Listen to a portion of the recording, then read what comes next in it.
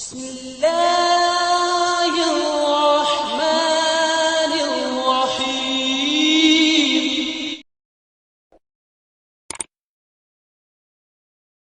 اب رہا حضور کی تدفین میں، اصل میں یہ شیعہ حضرات کا اعتراض ہے کہ حضور کی تدفین میں حضرت عمر فاروق رضی اللہ عنہ حضور کی محبت میں اس قدر منہمک تھے کہ وہ یہ ماننے کے لیے تیار نہیں تھے کہ حضور کا وصال ہو گئے، بلکہ تلوار لے کر نکل گئے کہ جو کہے گا حضور علیہ السلام انتقال کر میں اس کی گردن اڑا دوں۔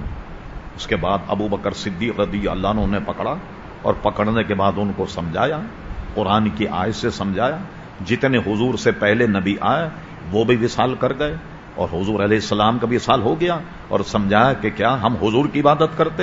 نہیں، ہم تو حضور کی اطاعت کرتے تھے نا، اور جس کی عبادت کرتے ہیں اس کی شان ہے اللہ لا الہ الا هو الحی القیوم، وہ تو کبھی مرنے والا نہیں، ہمیں تو اللہ تعالیٰ کی عبادت کرنی۔ تو جب فاروق اعظم کے مسئلہ سمجھ میں آ گیا، اس کے بعد یہ مسئلہ درست ہو گیا۔ یہ ایک غلبہ عشق تھا کہ وہ ماننے کے لیے تیار نہیں تھے کہ حضور علیہ السلام کا وصال ہوا۔ ایک تو یہ غلط فہمی شیعوں نے پھیلائی، دوسری بات یہ ہے کہ تنازع ہوا تدفین میں، یہ تو بالکل بیکار کی بات ہے۔ علماء نے لکھا کہ مسلم ہے یہ بات، جس نبی کا جہاں انتقال ہو وہیں ان کی تدفین کی جائے، اور حضور کا وصال ام المومنین حضرت عائشہ صدیقہ کے حجرے میں ہوا، لہذا وہاں تدفین کی گئی۔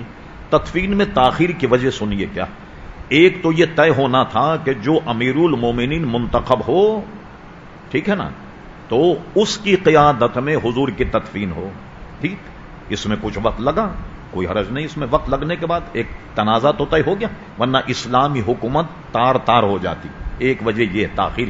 دوسری تاخیر کی وجہ کیا ہے وہ سنیے آپ۔ چونکہ حضور علیہ السلام کا جسم شریف حجرے میں رکھا ہوا تھا، نماز جنازہ کے فرائض اور شرائط وہی ہیں جو نماز کے فرض کے، جیسے میں نے کہا فاصلہ نہیں ہونا چاہیے وغیرہ وغیرہ، یہ نہیں کہ وہاں جنازہ رکھا تو یہاں آپ نماز پڑھ لیں۔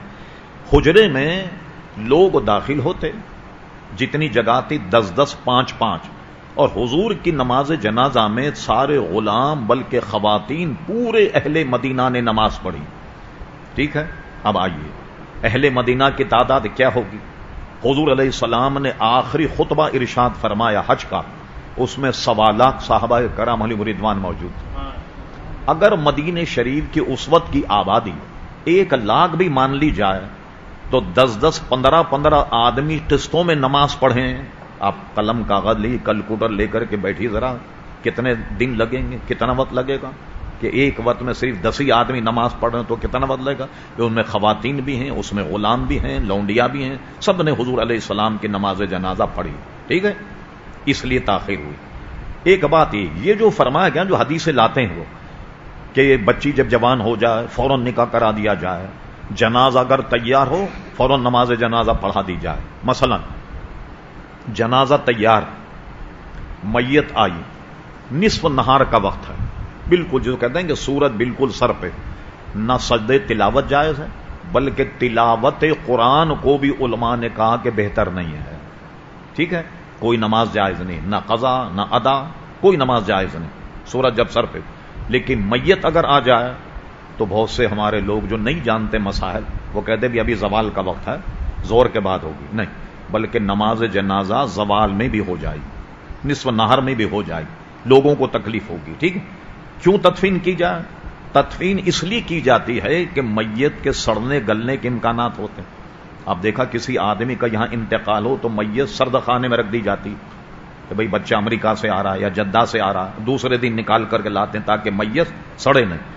علماء فرماتے ہیں کہ حضور علیہ السلام اور سارے انبیاء کرام آج بھی اپنی قبروں میں اس طریقے سے ہیں جس دن رکھے گئے، جن دن رکھے گئے اسی طرح سارے انبیاء کرام علیہ السلام اپنی قبروں میں ہیں۔ بلکہ ایک بات میں اور بتاؤں، علماء نے لکھا کل حضور علیہ السلام جب محشر کا دن ہوگا تو آپ سجدہ فرمائیں گے۔ کسی نے شاید گزشتہ میں یہ حدیث پوچھی تھی حضور علیہ السلام کے شفاعت کے بارے کہ حضور علیہ السلام سجدہ فرمائیں گے اور ہماری مغفرت ہوگی۔ اب حضور علیہ السلام تو قبر سے اٹھیں گے، سجدے کے لیے تو باوضو ہونا ضروری، سجدہ شکر کے لیے باوضو ہونا ضروری ہے. یہ ہمارے یہاں کرکٹ اور ہاکی کی ٹیم ہے نا، دن بھر کھیلتی جیت جائے سب سجدہ کرنے لگتے، نہ استنجا ہے نہ وضو ہے. تو سجدے تحیت، سجدے شکرانے کے لیے بھی باوضو ہونا آدمی کا ضروری ہے. ٹھیک ہے. جب حضور سجدہ فرمائیں گے، کہیں آپ دکھائیے کتابوں میں کیا اپنی قبر سے نکل کر غسل فرمائیں گے یا وضو فرمائیں گے؟ سجدے میں تو طہارت بہت ضروری ہے. آپ سب کو سن کے تعجب ہوگا جو حضور علیہ السلام کے وصال کے بعد حضرت علی نے حضور کو غسل دیا اور حضرت علی کو حضور نے فرمایا کہ تم مجھے غسل دینا، فرما اسی غسل اسی وضو سے حضور سجدہ فرمانا کل قیامت میں. تو وہ تو اس طریقے سے تر و تازہ. ٹھیک ہے.